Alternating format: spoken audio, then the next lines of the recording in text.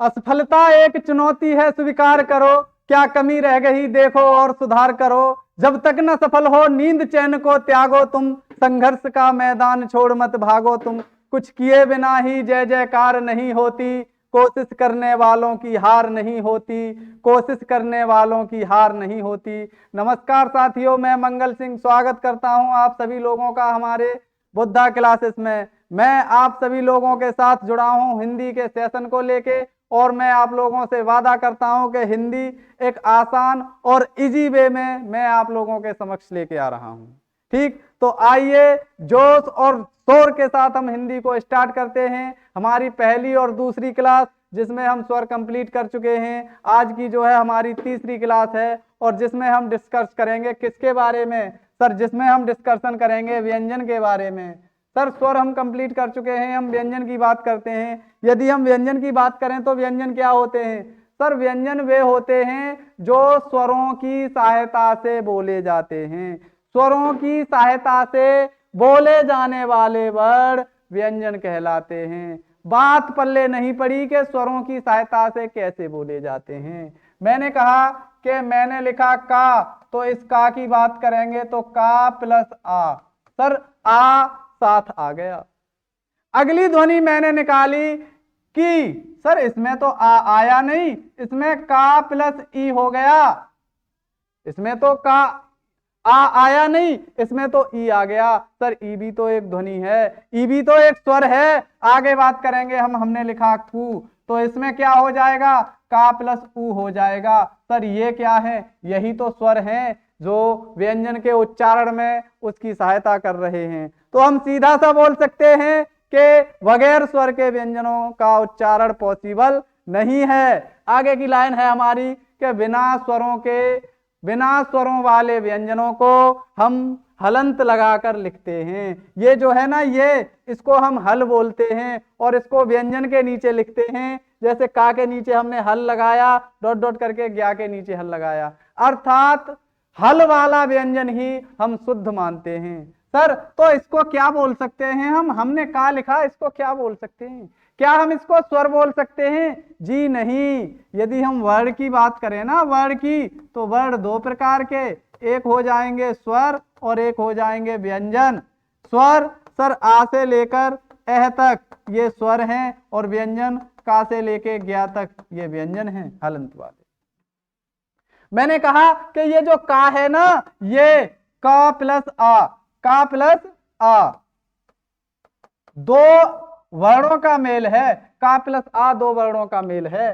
तो क्या हम इसको वर्ण बोल सकते हैं? जी नहीं। वर्ण या तो स्वर होगा या व्यंजन होगा। क्या हम इसको स्वर बोल सकते हैं? नहीं, इसमें का शामिल है जो कि एक व्यंजन है। क्या हम इसको व्यंजन बोल सकते हैं? नहीं, इसमें आ शामिल है जो कि एक स्वर है। तो हम इसको क्या बोल सकते हैं बाबू? हम इसको बोल सकते हैं अक्षर। ना इसको हम स्वर बोल सकते, ना हम इसको व्यंजन बोल सकते, और ना ही हम इसको वर्ण बोल सकते हैं। इसको बोल सकते हैं स्वर। क्या बोल सकते हैं? स्वर। अगला जो पॉइंट है कि सभी व्यंजनों के साथ आ स्वर मिला होता है। हम जब भी व्यंजनों का उच्चारण करेंगे तो हम उसमें आ ध्वनि को जरूर देखेंगे। आगे बात करते हैं, आगे चर्चा करते हैं। सर परंपरागत रूप से जो व्यंजन है वो 33 हैं। परंपरागत रूप से व्यंजन जो है उनकी संख्या 33 है। ये का से हा तक माने जाते हैं। अगला पॉइंट है व्यंजनों के प्रकार। यदि व्यंजनों के प्रकार की बात करें तो पहला प्रकार हो जाएगा स्पर्श व्यंजन। सर स्पर्श व्यंजन कितने होते हैं? सर स्पर्श व्यंजन को हम वर्गीय व्यंजन भी कहते हैं जो कि 25 होते हैं। स्पर्श व्यंजन को वर्गीय व्यंजन भी कहते हैं जो कि 25 होते हैं। दूसरे हैं अंतस्थ व्यंजन, 4 होते हैं। यदि बात करें ऊष्म व्यंजन की, 4 होते हैं। और संयुक्त व्यंजन की बात करें तो ये भी 4 होते हैं। और द्विगुण व्यंजन की बात करें तो सर ये 2 होते हैं। सर ये कौन कौन से होते हैं? वर्गीय व्यंजन में आप लिख सकते हो का से लेके मा तक, ये वर्गीय व्यंजन है। अंतस्थ व्यंजन में आप लिख सकते हो या, रा, ला और वा, ये आपके क्या है? सर ये अंतस्थ व्यंजन है। ऊष्म व्यंजन में आप लिख सकते हो श,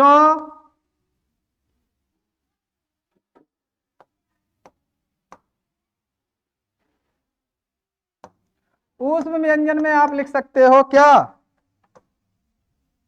सर इसमें स, और एक हा, इन सभी को आप ऊष्म व्यंजन में लिख सकते हो। संयुक्त व्यंजन छ, छ के बाद स्र, इसके बाद लिख सकते हो त्र, और इसके बाद लिख सकते हो ज्ञ। ये जो है ना, ये भी आपके संयुक्त व्यंजन है। आगे बात करें, जो आपका अगला पॉइंट है द्विगुण व्यंजन, इसमें आप लिख सकते हो, एक तो हो जाएगा अड़ा, एक हो जाएगा आपका अड़ा, और एक हो जाएगा आपका ढा।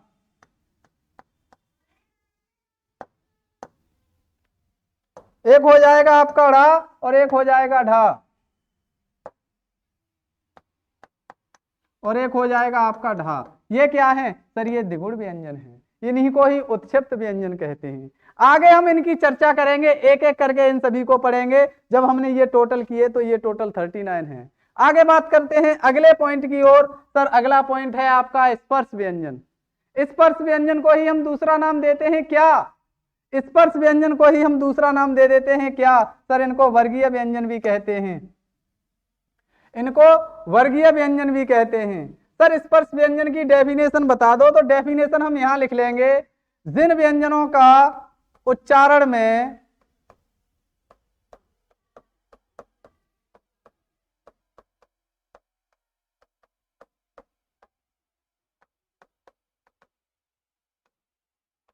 जीभ मुख के किसी न किसी भाग को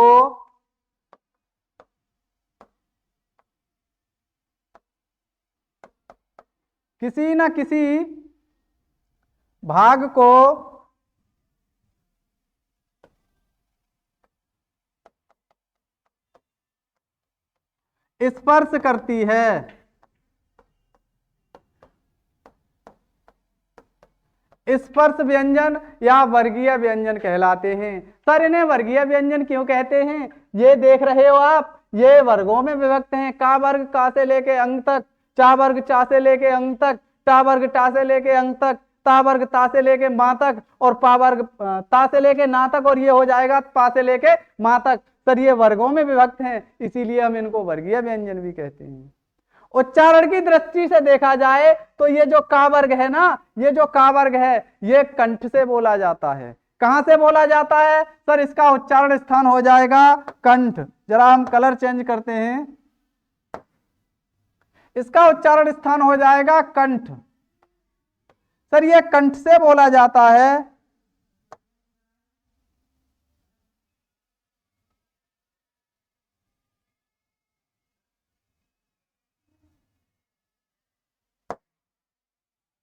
सर ये कंठ से बोला जाता है, तो इसका जो वर्ग होगा ना, वो कंठे वर्ग होगा।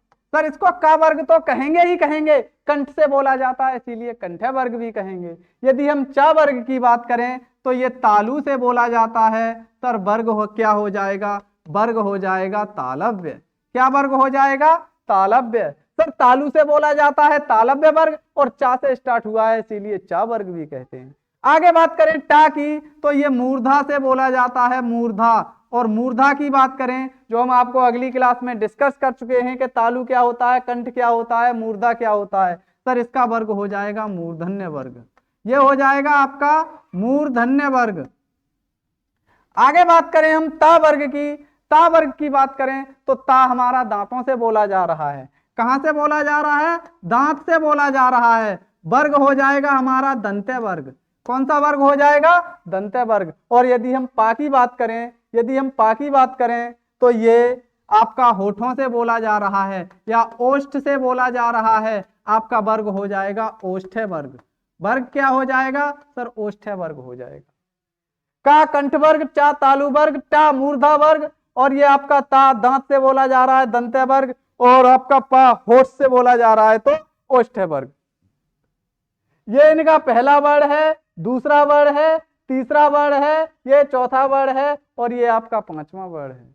सर ये जो पांचवा वर्ण है ना, इसको हम पंचमाक्षर नाम देते हैं। क्या नाम देते हैं? सर इसको पंचमाक्षर नाम देते हैं।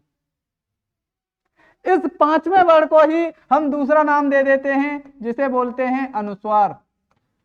अर्थात इनका प्रयोग हम अनुस्वार के रूप में भी करते हैं। सर कैसे अनुस्वार के रूप में प्रयोग करते हैं, समझ में नहीं आया। तो जरा इधर देखेंगे, मैंने लिखा क्या, गंगा। आपको पता है संस्कृत भाषा में गंगा ऐसे लिखा जाता है। मैंने लिखा क्या, चंचल, और चंचल जो है आपका ऐसे लिखा जाता है। मैंने लिखा कंठ, कंठ जो है ऐसे लिखा जाता है। सर मैंने लिखा आगे संबंध, संबंध की बात करें तो ये जो है ना, संबंध की बात करें तो संबंध ऐसे भी लिखा जाता है और संबंध जो है ऐसे भी लिखा जाता है। तब हम देख रहे हैं कि जो पंचमा अक्षर है ना उसका प्रयोग हम अनुस्वार के रूप में कर रहे हैं, इसीलिए पंचमा अक्षर को हम अनुस्वार भी बोल देते हैं, इसीलिए पंचमा अक्षर को हम अनुस्वार भी बोल देते हैं। हमने क्या पढ़ा, सर वे वर्ण जिनके उच्चारण में जीभ मुख के किसी ना किसी भाग को छूती है, या वे व्यंजन जिनके उच्चारण में जीभ मुख के किसी ना किसी भाग को स्पर्श करती है, इसीलिए हम इन्हें स्पर्श व्यंजन कहते हैं। वर्गों में विभाजित होने के कारण इन्हें हम वर्गीय व्यंजन भी कहते हैं। और इनकी संख्या की बात करें तो इनकी संख्या 25 है।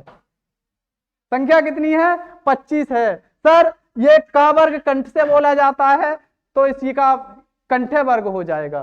चा वर्ग तालु से बोला जाता है, इसे तालव्य वर्ग कहेंगे। ट वर्ग मूर्धा से बोला जाता है, मूर्धन्य वर्ग।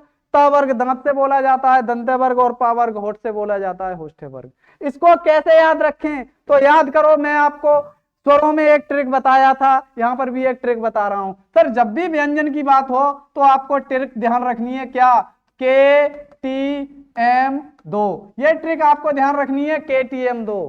के का मतलब, सर के का मतलब कंठ, के का मतलब हो जाएगा कंठ।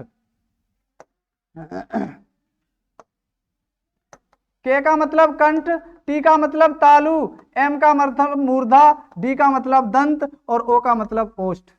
केटीएम आपका ध्यान हो जाएगा K T M D O. KTM दो से आप जो है व्यंजनों को डिस्कस कर सकते हो। आगे की बात करते हैं हम, जो हमारी अगली क्लास है, जो हमारा अगला टॉपिक है वो है आपका, चेंज हो गया, वो है आपका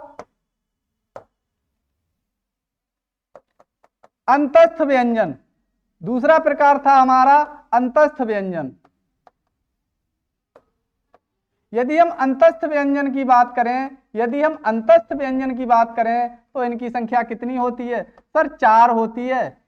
संख्या होती है 4। कहां से कहां तक, सर ये या, रा, ला और वा, इनको हम अंतस्थ व्यंजन का नाम देते हैं।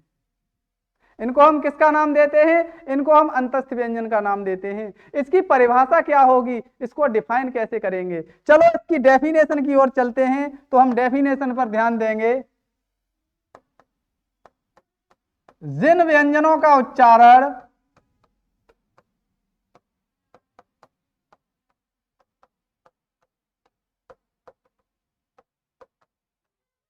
स्वर तथा व्यंजन के बीच का होता है,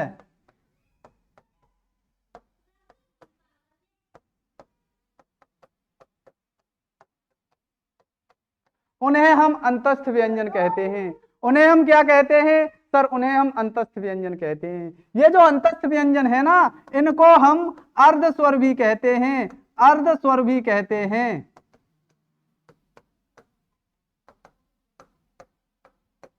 सर इनको अर्ध स्वर कैसे कहते हैं, तो जरा याद करेंगे, ई और ई किस क्या बनाते हैं, सर या बनाते हैं। हमने कहा कि ऊ और ऊ क्या बनाते हैं, सर वा बनाते हैं। तो हम देख रहे हैं कि ये ई और ऊ और ऊ अर्थात स्वरों से बन रहे हैं, इसीलिए हम इनको अर्ध स्वर भी कह देंगे, इसीलिए हम इनको अर्ध स्वर भी कह देंगे। आगे बात करते हैं हम, आगे बात करते हैं, यहां पर लिख लेंगे हम वर्ण, यहां पर लिख लेंगे वर्ग और यहां पर लिख लेंगे उच्चारण स्थान।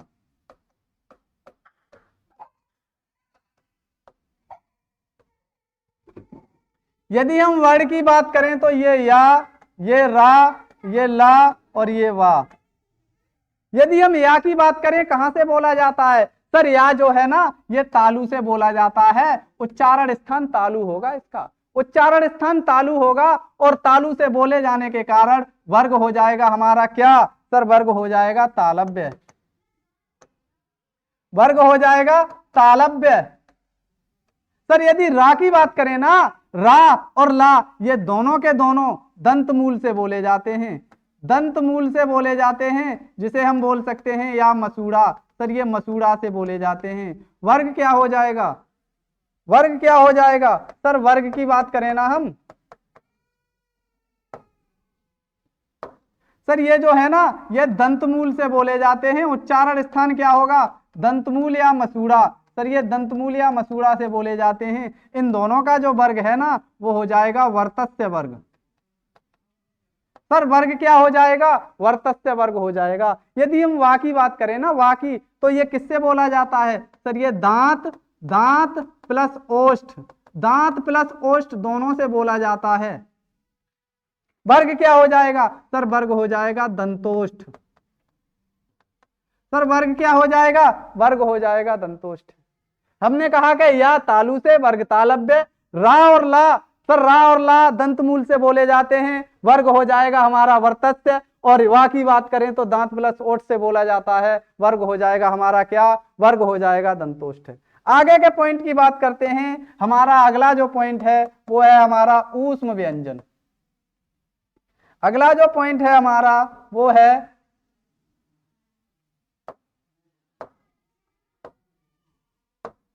ऊष्म व्यंजन। और ऊष्म व्यंजन को ही दूसरा नाम दे देते हैं क्या? संघर्षी व्यंजन। सर ऊष्म व्यंजनों की बात करें कितने? 4। कौन कौन से? सर इसमें सा आ जाएगा, इसमें सा आ जाएगा, और ये वाला सा और ये हा, इसमें चारों के चारों आ जाएंगे, जिनको हम ऊष्म व्यंजन नाम देंगे। जरा इनकी परिभाषा की ओर गौर करते हैं। इनकी परिभाषा क्या है? बहुत ही आसान तरीके से हम इनकी परिभाषा को पढ़ेंगे। सर ऊष्म का मतलब होता है ऊष्मा, हीट, और संघर्षी का मतलब होता है घर्षण, घर्षण या रगड़। सर इसकी परिभाषा क्या हो जाएगी? परिभाषा ये है कि जिन व्यंजनों के उच्चारण में हवा मुख के किसी भाग से रगड़ खाकर निकले उन्हें हम ऊष्म व्यंजन कहते हैं। जिन व्यंजनों के उच्चारण में, व्यंजनों के उच्चारण में हवा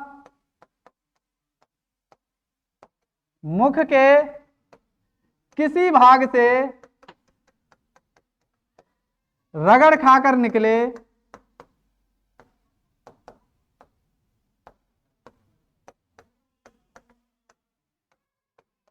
तथा ऊष्मा पैदा करे,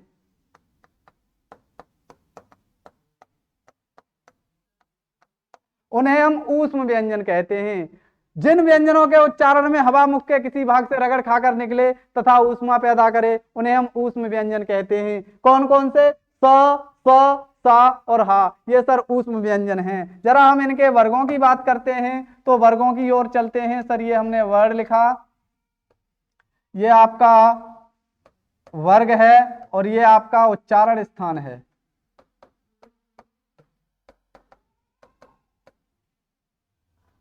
वर्ग में आपका ये सा, फिर सा, और ये आपका सा, और ये आपका हा। जरा इनकी ओर डिस्कस करते हैं। सर इनको कैसे याद रखें और कैसे इनको वर्गों में विभाजित करें, तो ध्यान देंगे इधर, ध्यान देंगे इधर। यदि हम इस सा की बात करें ना, इस सा की, सर ये तालु से बोला जाता है। कहां से बोला जाता है? तालु से बोला जाता है।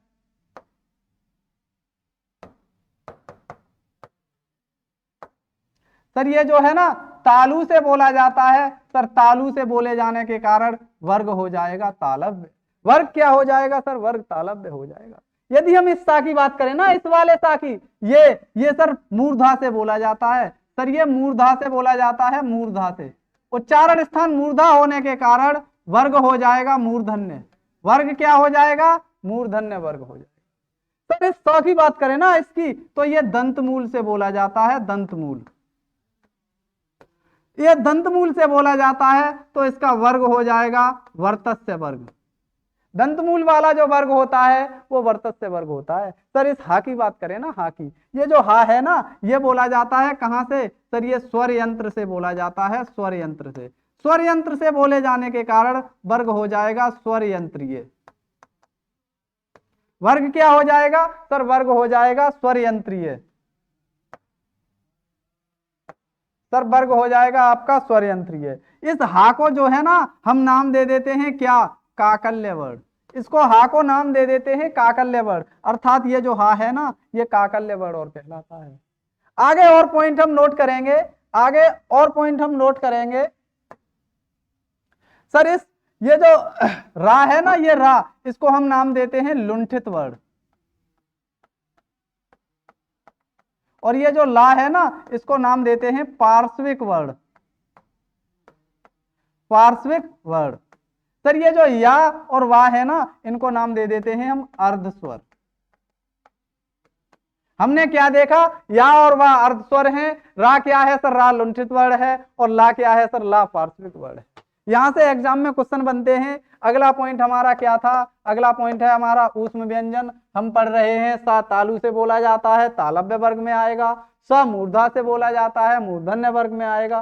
सा दंतमूल से बोला जाता है, वर्तस्य वर्ग में आएगा। और ये हा स्वर यंत्र से बोला जाता है, वर्ग में आएगा स्वर यंत्रीय वर्ग। स्वर यंत्र होता कहां है सर, स्वर यंत्र होता है कंठ के भीतर। स्वर यंत्र होता है कंठ के भीतर। आगे बात करते हैं हम संयुक्त व्यंजन की। संयुक्त व्यंजन की बात करते हैं हम।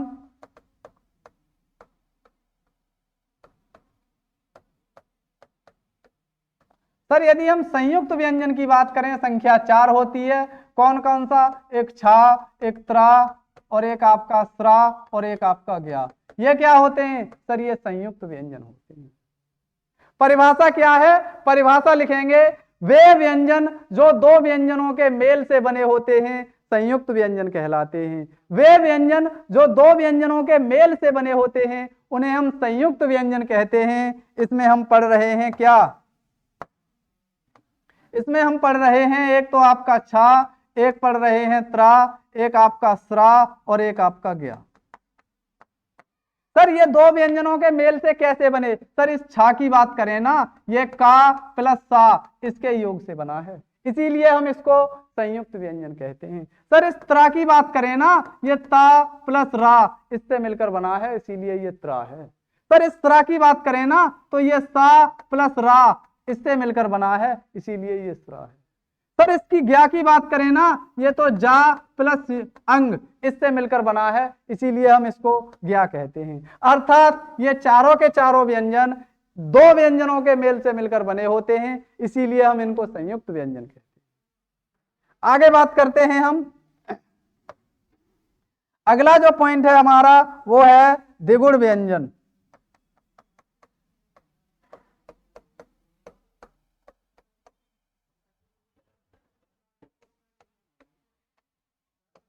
सर द्विगुण व्यंजन का दूसरा नाम है, इनको हम उत्क्षिप्त व्यंजन भी कहते हैं।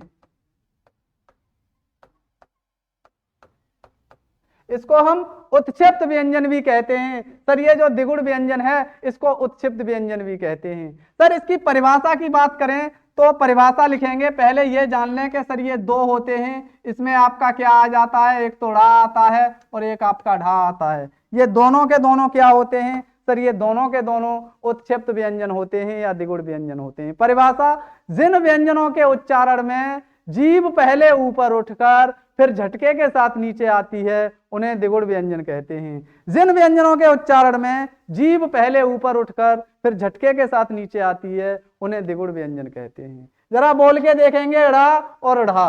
यदि हम इनकी बात करें तो सर ये आपका वर्ण हो गया, ये वर्ग हो गया, और यहां पर हो गया उच्चारण स्थान।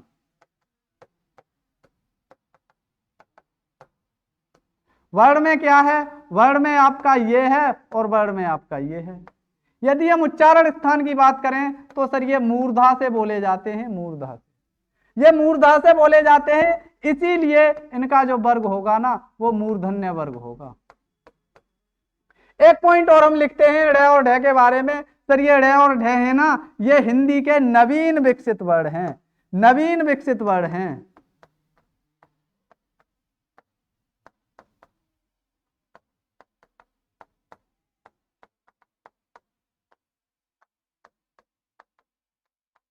अर्थात ये संस्कृत भाषा में नहीं थे।